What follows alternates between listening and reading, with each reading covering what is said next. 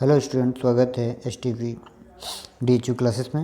इसमें उत्तर प्रदेश की series current affair की स्टार्ट है। यहाँ से आप लोग ध्यान से पढ़ें और अपने मार्क्स को बढ़ाएं। भारत इनोवेशन इंडेक्स 2020 में उत्तर प्रदेश को 9वां स्थान प्राप्त हुआ है। 20 जनवरी 2021 को नीति आयोग द्वारा भारत इनोवेशन इंडेक्स 2020 का दूसरा संस्करण जारी किया गया, जिसमें उत्तर प्रदेश को 22.85 अंक के साथ 9वें स्थान पर रखा गया है। गौरतलब है इस सूची में कर्नाटक मेजर स्टेट्स की श्रेणी में आया है, यानी पहले पायदान पर आया है, और दूसरे स्थान पर और तीसरे स्थान पर क्रमशः महाराष्ट्र और तमिलनाडु है। अगर बात करें पहाड़ी क्षेत्रों की तो उसमें हिमाचल प्रदेश को पहला स्थान प्राप्त हुआ है, और केंद्र शासित प्रदेश की बात करें तो उसमें दिल्ली को पहला स्थान प्राप्त हुआ है। नेक्स्ट, काशी को स्टैचू ऑफ यूनिटी से जोड़ेगी काशी केवड़िया एक्सप्रेस। 17 जनवरी 21 को प्रधानमंत्री मोदी ने अपने संसदीय क्षेत्र वाराणसी को अपने गृह राज्य गुजरात के केवड़िया से जोड़ने के लिए नई ट्रेन काशी केवड़िया एक्सप्रेस को हरी झंडी दिखाकर रवाना किया है। इसके साथ ही प्रधानमंत्री मोदी ने केवड़िया रेलवे स्टेशन का भी उद्घाटन किया है, जो कि स्टैचू ऑफ यूनिटी के पास ही निर्मित किया गया है। गौरतलब है कि यह ट्रेन 4 राज्यों को जोड़ेगी, जिसमें उत्तर प्रदेश, मध्य प्रदेश, महाराष्ट्र और गुजरात है। उत्तर प्रदेश के नीचे मैप में देखेंगे तो मध्य प्रदेश है, उसके बाद महाराष्ट्र इधर साइड में, मध्य प्रदेश के नीचे इधर, और उधर गुजरात आपका पड़ता है। नेक्स्ट, ललितपुर में बनेगा नया एयरपोर्ट।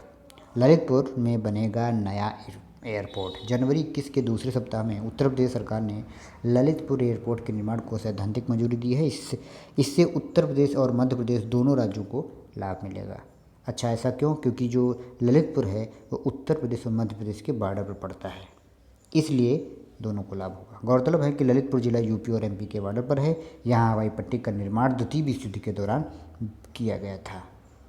नेक्स्ट, उन्नाव में बनेगा सबसे लंबा एक्सप्रेसवे। जनवरी 21 के प्रथम सप्ताह में उत्तर प्रदेश सरकार ने मेगा परियोजना गंगा एक्सप्रेसवे के प्रथम चरण में मेरठ से प्रयागराज तक 594 किलोमीटर लंबे राजमार्ग के निर्माण हेतु जमीन अभियान शुरू कर दिया है। गौरतलब है इस एक्सप्रेसवे के दायरे में 12 जिले होंगे। मेरठ, हापुड़, बुलंदशहर, अमरोहा, संभल, बदायूं, शाहजहांपुर, हरदोई, उन्नाव, रायबरेली, प्रतापगढ़ और प्रयागराज आएंगे।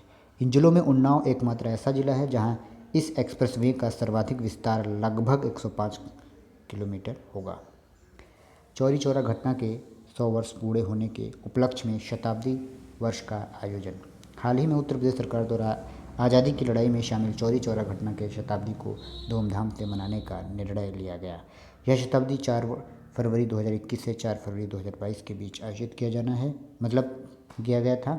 गौरतलब है कि इस दौरान चौरी चौरा कांड की जनता को तथ्यपरक जानकारी देने के लिए सभी जिलों में शहरी स्मारक स्थलों पर इस घटना को लेकर कार्यक्रम आयोजित किए जाएंगे।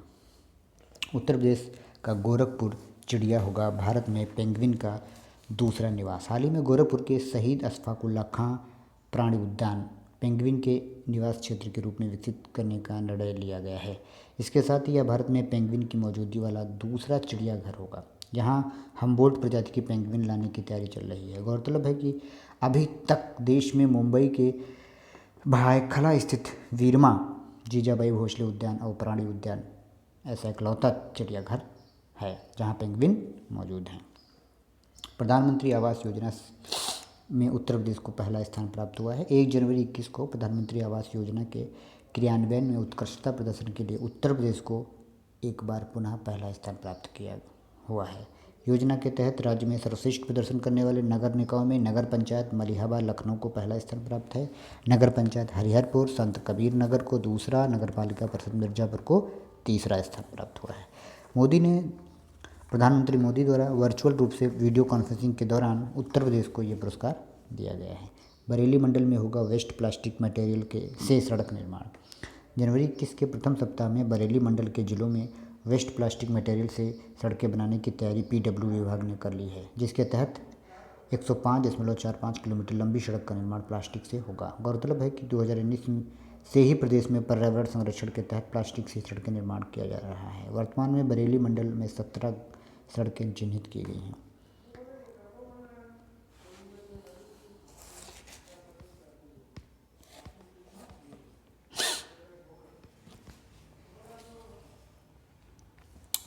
नेक्स्ट,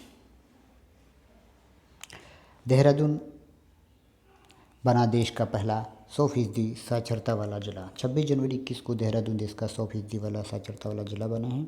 सर्वे में 6 वर्ष से ऊपर के 30,207 निरक्षर बच्चों को लिया गया था, जो कि अब पूर्णतः साक्षर हो गए हैं। जिले में साक्षर अभियान सितंबर 20 में शुरू किया गया था। देश में बनाया गया 72वां गणतंत्र दिवस। बहुत ही इम्पोर्टेंट हेडिंग से इसको ध्यान से पढ़ें। 26 जनवरी 21 को संपूर्ण देश में 72वां गणतंत्र दिवस मनाया गया। भारतीय वायुसेना की फ्लाइट लेफ्टिनेंट भावना कंठ, ये पॉइंट यहाँ पे बहुत इंपॉर्टेंट है। भारतीय वायुसेना की फ्लाइट लेफ्टिनेंट भावना कंठ गणतंत्र दिवस परेड में शामिल वायुसेना की झांकी में हिस्सा लेने वाली पहली महिला पायलट बनी है। वहीं फ्लाइट लेफ्टिनेंट स्वाति राठौड़ ने राजपथ के ऊपर फ्लाई फास्ट में Mi-17 V5 हेलीकॉप्टर को उड़ाया है। इस बार गणतंत्र दिवस की परेड में कोई विदेशी शामिल नहीं हुआ था अतिथि। इस वर्ष पहली बार परेड में बांग्लादेश के सशस्त्र बल जिसमें से 122 जवान शामिल थे की टुकड़ी इसमें शामिल हुई थी। 51वां भारतीय अंतर्राष्ट्रीय फिल्म महोत्सव इफ्फी गोवा में संपन्न हुआ है। 24 जनवरी 2021 को 51वां भारतीय अंतर्राष्ट्रीय फिल्म महोत्सव गोवा में संपन्न हुआ। यह फिल्म महोत्सव 16 जनवरी को शुरू हुआ था। कोरोना महामारी को ध्यान में रखते हुए इफ्फी द्वारा इस बार अपना पहला हाइब्रिड फिल्म समारोह आयोजित किया गया। इसमें बांग्लादेश को फोकस कंट्री का दर्जा दिया गया। कंट्री इन फोकस एक विशेष खंड होता है जिसके द्वारा देश की सिनेमाई उत्कृष्टता और योगदान को सम्मानित किया जाता है। भारतीय सेना ने मनाया 73वां सेना दिवस। 15 जनवरी 2021 को भारतीय सेना ने अपना 73वां सेना दिवस मनाया है। भारतीय सेना हर साल 15 जनवरी को सेना दिवस के रूप में मनाती है। गौरतलब है कि वर्ष 1949 में इसी दिन जनरल KM करियप्पा, बाद में फील्ड मार्शल, ने अंतिम British commander in chief general sir FRR butcher ने से सेना की कमान संभाली थी। वे स्वतंत्रता के बाद भारतीय सेना के पहले कमांडर इन चीफ बने थे। तब से ये हर साल भारतीय सेना 15 जनवरी को सेना दिवस के रूप में मनाती आ रही है। नेशनल मेट्रोलॉजी कॉन्क्लेव 2021 4 जनवरी 2021 को प्रधानमंत्री मोदी ने नेशनल मेट्रोलॉजी कॉन्क्लेव का वर्चुअली उद्घाटन किया है। इसका आयोजन वैज्ञानिक और औद्योगिक अनुसंधान परिषद भौतिक प्रयोगशाला द्वारा किया गया है। CSIR NPL की स्थापना 4 जनवरी 1947 को हुई थी। यह भारत में SI यूनिट मानकों को बनाए रखती है। इसका विषय है राष्ट्र के समावेशी विकास के लिए मेट्रोलॉजी था। प्रधानमंत्री ने इस सम्मेलन का उद्घाटन समारोह में भारतीय निर्देशक द्रव्य और नेशनल एटॉमिक टाइम स्केल को राष्ट्र को समर्पित किया। साथ ही PM ने राष्ट्रीय पर्यावरण मानक प्रयोगशाला की आधारशिला भी रखी है। Okay friends, thank you very much.